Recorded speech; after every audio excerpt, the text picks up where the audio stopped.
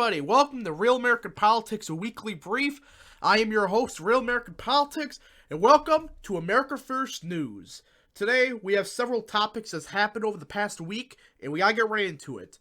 So, the past week, bombshell after bombshell after bombshell dropped. That, in my opinion, proves that Donald J. Trump won this election if it was a fair election. You look what happened. The videos that came out of Georgia proved that thousands upon thousands of ballots were counted with no poll watchers there. That alone should throw out the entirety of the Georgia election or reward it to Donald Trump. And the people that are saying that, well, you see here, this was, there were poll watchers there. The media was there. That's a flat out lie. Neither of them were there. You could clearly see at the poll watchers table, it was empty. So you can't say that there were poll watchers there. Because there wasn't. So that's a flat out lie. Led out by the election mob, the mainstream mafia, everything. It's a flat out lie that there were poll watchers or media there. In fact, CNN, ABC, etc. reported that they were told to go home on November 3rd at around 10:30 p.m. Eastern Standard Time. You can look this up. ABC reported it. CNN reported it. So, how is it a lie? So you're going to say that countless media networks flat out lied what an election person said. Yes, they are not honest, but they wouldn't lie about that at all. So the idea that this is a conspiracy theory led out by Trumpers is a mistake and a half for saying that. It's quite clear what happened on that night. That Trump won the state of Georgia by at least 30,000 votes. At least. Because I believe there was around 40,000 votes counted with nobody there. Trump lost the state by 12,000 votes. Now, I can only imagine who those votes were for. 100% they were probably for Biden. All of them. It was suitcase after suitcase after suitcase that was hidden from the media, from the poll watchers, from the public. The suitcase is full of ballots, hidden under a table. This is third world stuff. You can't just say, well, that's the conspiracy theory by the alt-right. There's video footage. And in fact, again, the media reported it. So you cannot say that this is a far-right conspiracy theory. Because it isn't. It's a lie made up by the mainstream media trying to cover themselves. When on the same day, on November 3rd, 10:30 p.m. Eastern Standard Time, they reported there was a pipe leak, and they were told to go home.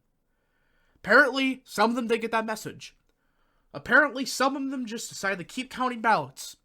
Ballots that nobody saw, except them. It's not a conspiracy theory. It was reported by the media, but they seemingly forgot what they even reported. It's a complete fraud, what this election was. It's quite clear who won. You can say what you want about Trump, but this was not a fair and free election in Georgia. Thousands upon thousands of ballots counted with no Republican poll watcher, or even any poll watcher. So you cannot say this is an alt-right conspiracy when there's video footage. It's a flat-out lie by the media, trying to cover themselves and trying to cover the actual fraud. This video evidence is bigger than Watergate. This proves this election was stolen from millions of Americans who legally voted for President Donald Trump. How does Donald Trump make the biggest improvements with Latinos, with blacks, with Asian Americans in decades for Republicans, but magically loses Georgia? How do you lose Georgia when you make that much improvement with blacks? He did 5 points better than he did last time. And again, you could say the college white vote swung heavily against him. We didn't see this anywhere else in the nation. except the most specific counties in Georgia. Look at Jacksonville. Look at Orlando. Look at Hillsborough. They didn't swing anywhere near the margins that the Atlanta suburbs did. They swung around 6-7 points Democrat. The Atlanta suburbs swung 15, 16, 17, 14, 20. You can even go to Texas. It only swung 11 points at most in the Dallas suburbs. Tarrant County swung only 9 points, and that's a bellwether of Texas. So there's no reason that only the Atlanta suburbs swung 14 to 16 points when every other suburban county in the Sunbelt didn't swing anywhere close to that margin. Even Maricopa County in Arizona, which has grievances, only swung 5 points. So this idea that, well, the white college-educated vote swung heavily against Trump. That's true, but not by the margins that the media wants to say, or the left-wing election mob, who completely lie to people about what's actually going on. It's a complete scam, what's happening. It is.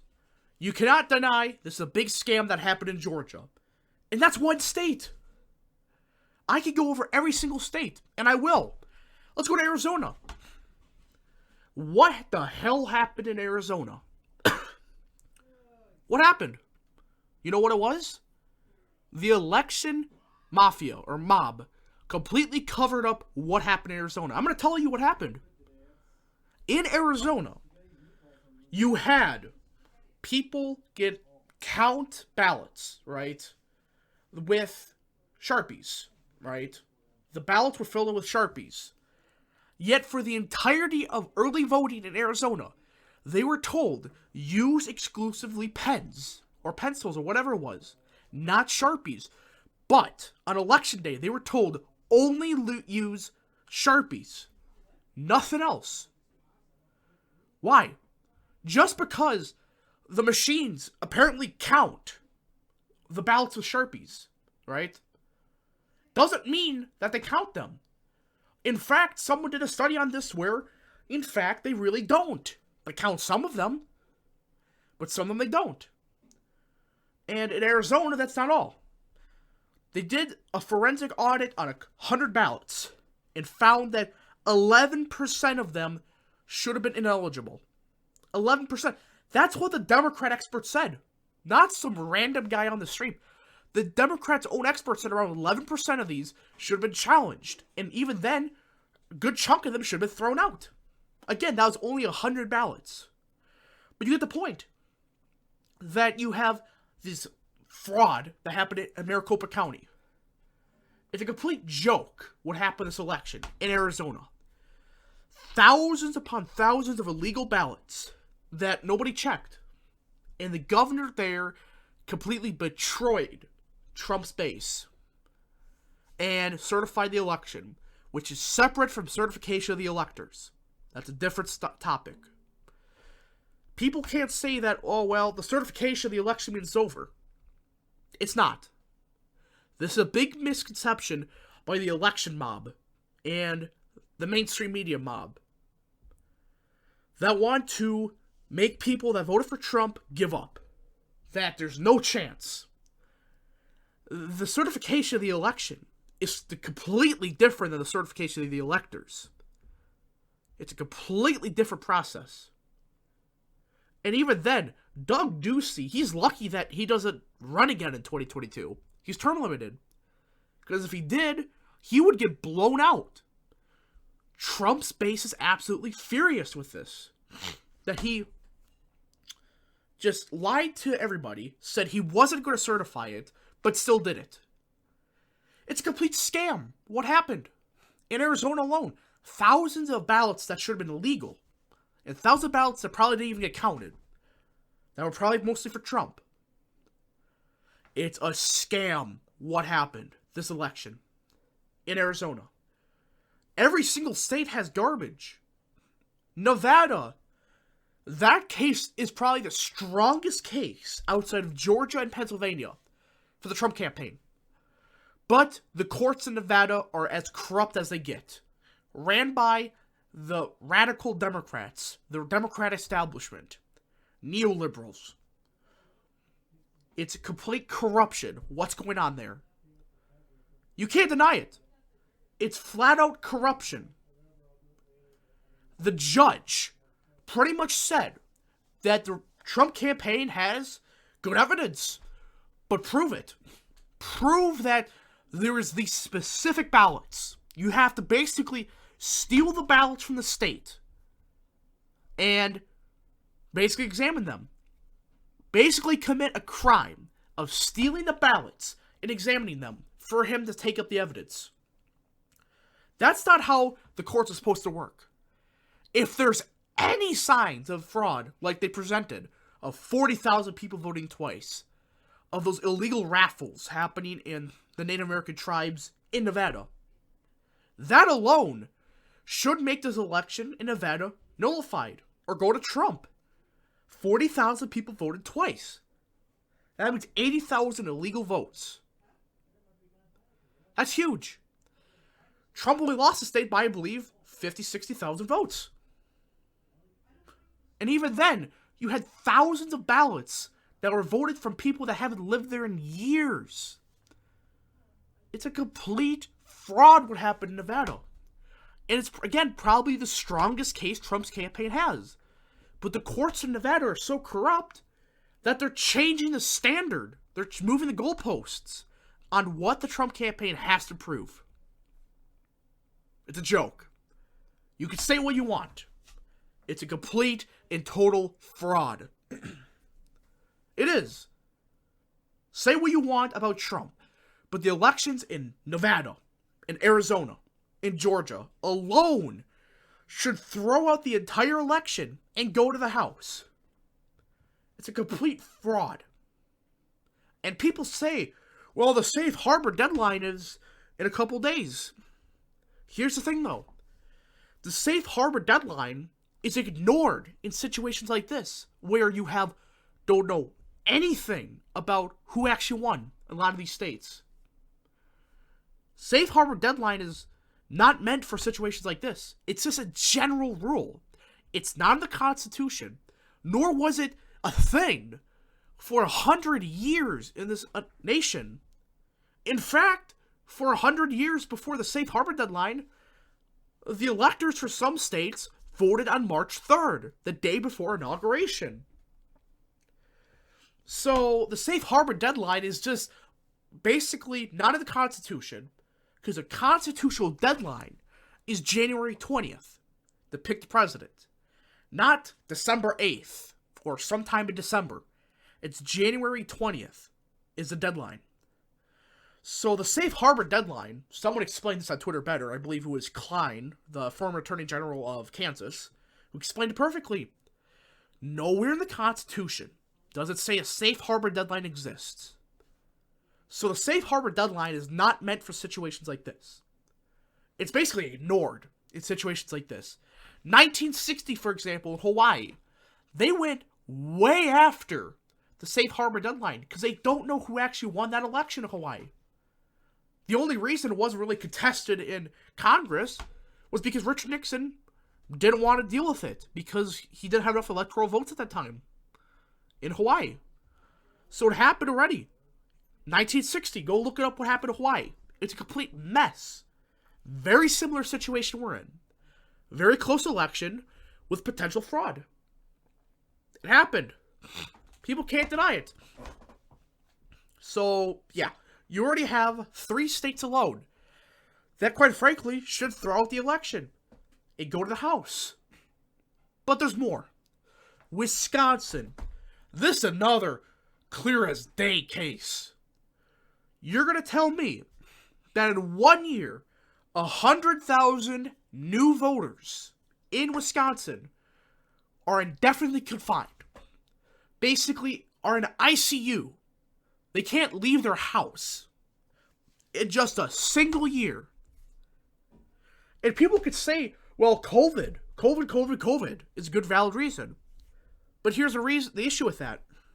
In Wisconsin, the Wisconsin Supreme Court has stated that you cannot use coronavirus as an excuse for being indefinitely confined. And if you don't know what indefinitely confined means, basically means you don't have to show your voter ID for your absentee ballot. You cannot use COVID as an excuse for indefinitely confined voters. You can't. And again, you may be able to say, oh, well, they maybe got sick, and, they're in ICU. But 100,000 people in ICU in 1 month, that's not possible at all. You cannot say that happened, because it didn't. It's a complete fraud. People think, well, just because you can't leave your house doesn't mean you can't use indefinitely confined. Indefinitely confined is meant for very severe situations.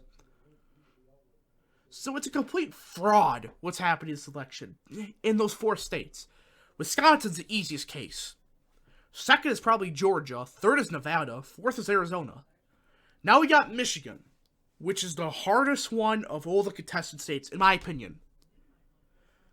Michigan had fraud in Detroit, in Wayne County. Had several precincts in Wayne County that had more than 100% turnout. It's a complete joke what happened in Michigan. But it is going to be harder to overturn than the rest of the states because of its margin alone. Do I think Trump won Michigan? Maybe. But it's the one state where I question if he did. He probably didn't. In a legitimate election, he probably lost by a couple thousand votes. But the fact of the matter is, you had several precincts with more than 100% turnout in Wayne County. You can look this up. In fact, magically, Wayne County swings Democrat, but Detroit itself swung around 4 points Republican towards Trump. How is that possible? That Detroit itself swung heavily for Trump, but Wayne County didn't. You could say, oh, well, the suburbs. True, but it just doesn't make sense with that alone. But then you had Antrim County, which had a clerical error of 6,000 votes. And you may be able to say, oh, well, that was just human error of 6,000 votes meant for Trump, accidentally going for Biden. Okay, why are all of these accidents or glitches all in favor of Joe Biden? Seriously, why is it all in favor of Joe Biden? Nobody can explain that. It's all in favor of Joe Biden.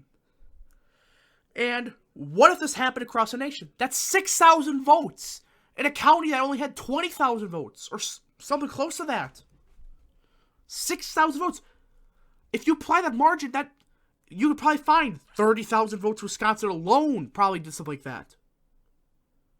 It's a joke. What's happening this election? And yes, Michigan's the hardest to overturn. But it's still a lot of fraud happened that I do believe affected the Senate race there. I do believe John James won. He won Kent County. He did a lot better than Trump in the southern part of the state, but magically still lost. And the fact of the matter is, you had very little transparency in the state of Michigan. And you just had ridiculous turnout in Detroit alone, in Wayne County. And just the fact of the matter is, it just does not make any mathematical sense what happened in Michigan. But again, I'm saying Michigan's the hardest to overturn for the presidency. For the Senate, it's a little bit easier. I think that John James did win Michigan. I think he got robbed. I hate that he conceded, but I could see why. He probably did not have the evidence. Unless the Trump campaign has something up their sleeve, maybe we're not going to have John James in the Senate. Who knows? But I do believe John James won. That's my opinion. I do think he won. Now, we got Pennsylvania, which, by the way, is one of, if not the easiest states to overturn this election. Right in Act 77 of the Pennsylvania law, which for mail-in voting, it says, if the state i.e. the Secretary of State, the governor, etc., changes anything related to mail-in voting at all without the consent of the state legislature, the entire law is nullified, which would mean all mail-in ballots would be nullified. Because if the law is nullified, there's no procedure for mail-in ballots. It's true. It's right in the law that if any part of Act 77, which deals with mail-in voting, is changed, the entire law is thrown out without the consent of the state legislature. And plus, you have a constitutional question: is Act 77 even constitutional?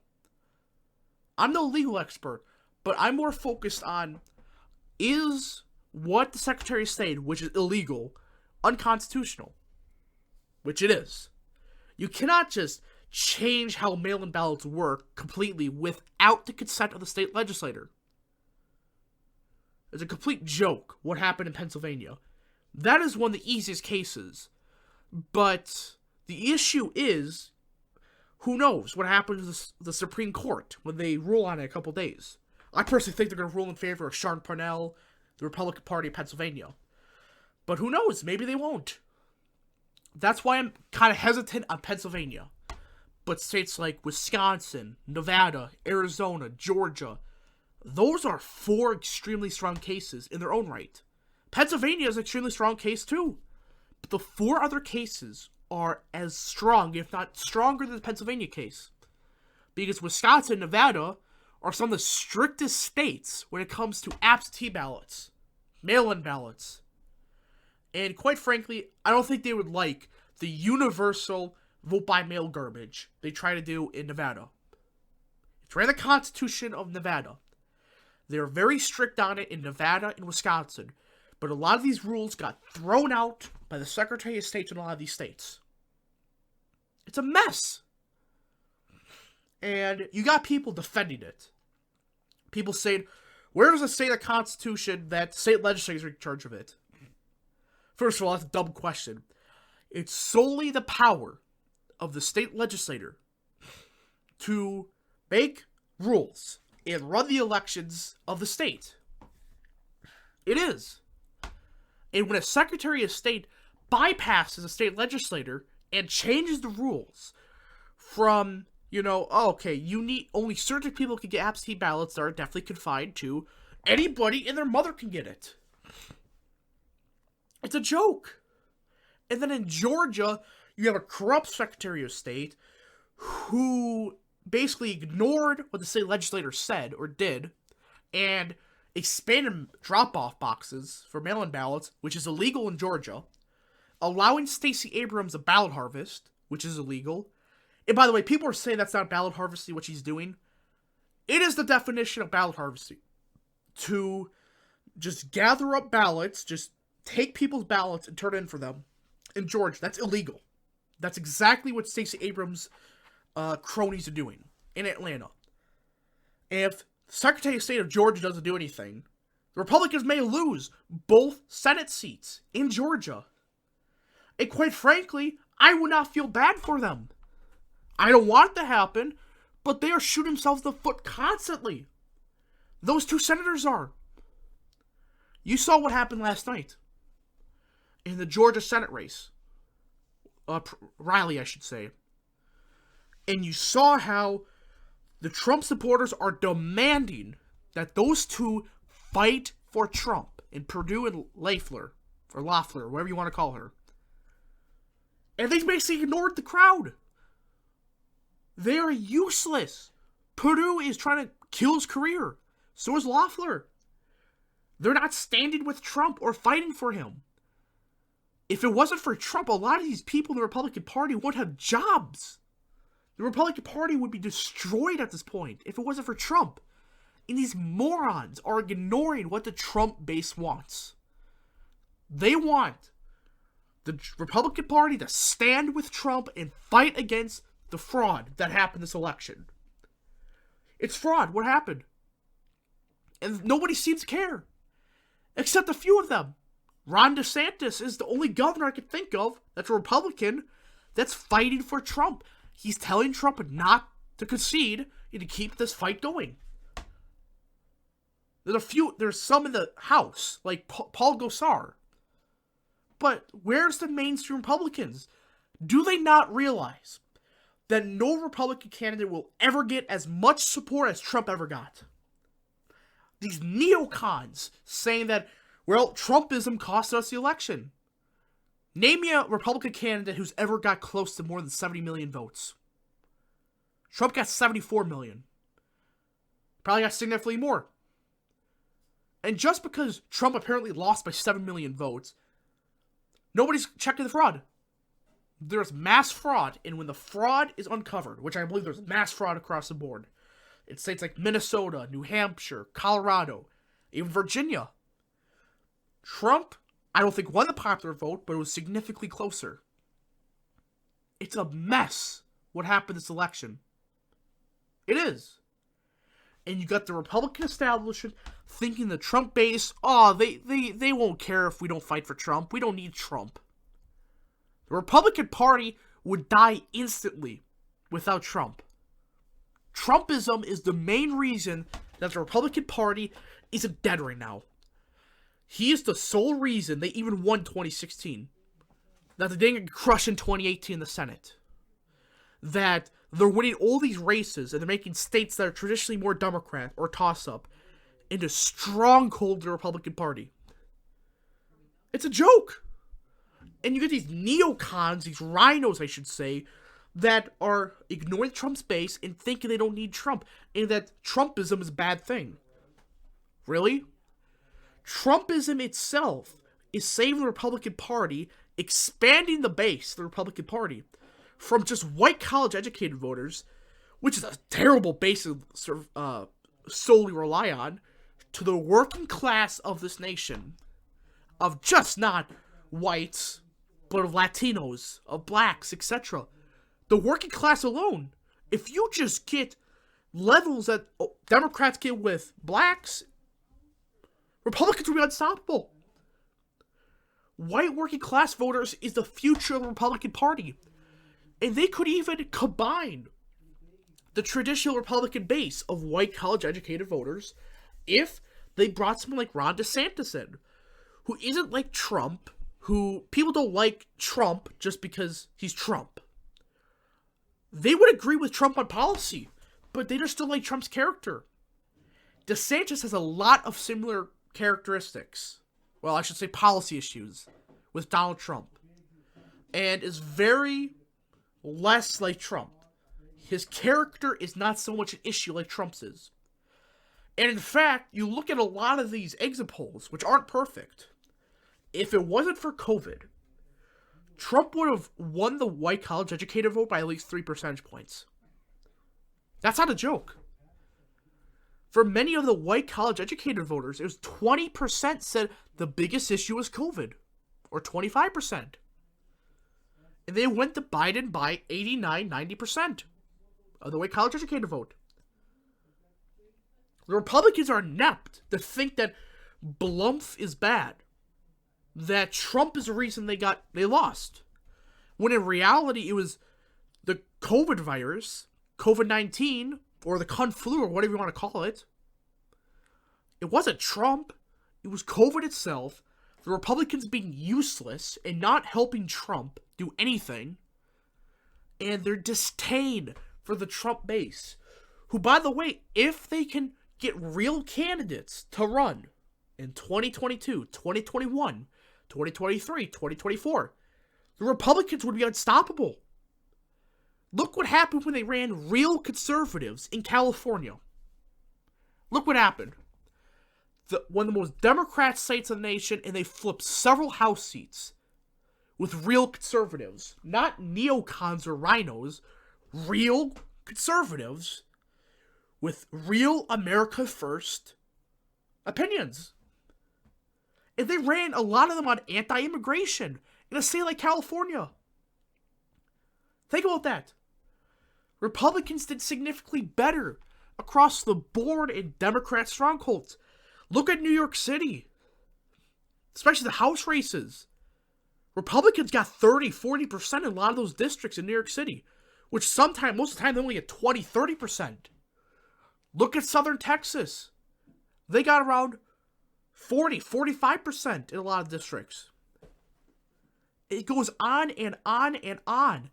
Running real conservatives and real America First candidates helps the Republican Party.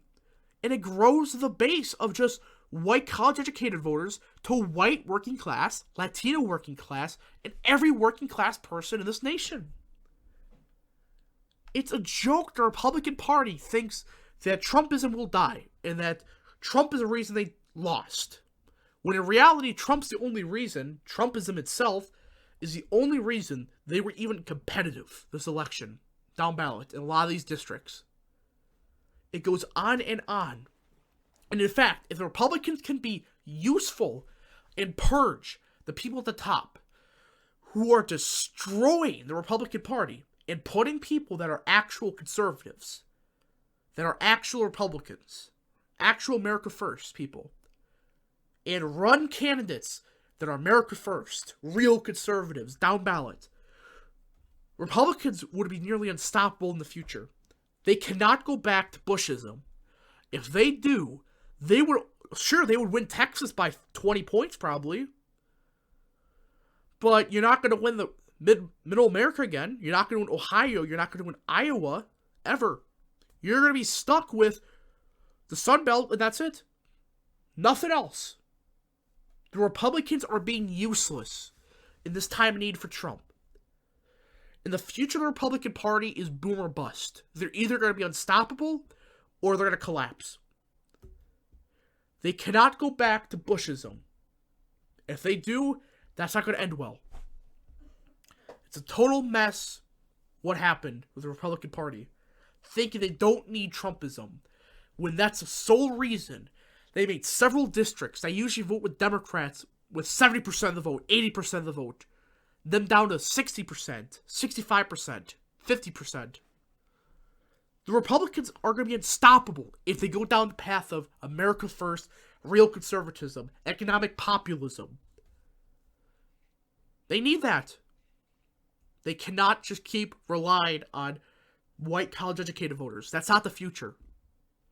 It's a mess. Anyways, I hope you guys enjoyed Real American Politics Weekly Brief. This is episode 1 of a possible long podcast. Hope you guys enjoyed. If you guys did enjoy, hit the like button down below, subscribe, share with your friends, and yes, this is Real American Politics Weekly Brief, and we'll see you guys next Sunday. God bless you all, and have a wonderful rest of your day or night. Thank you.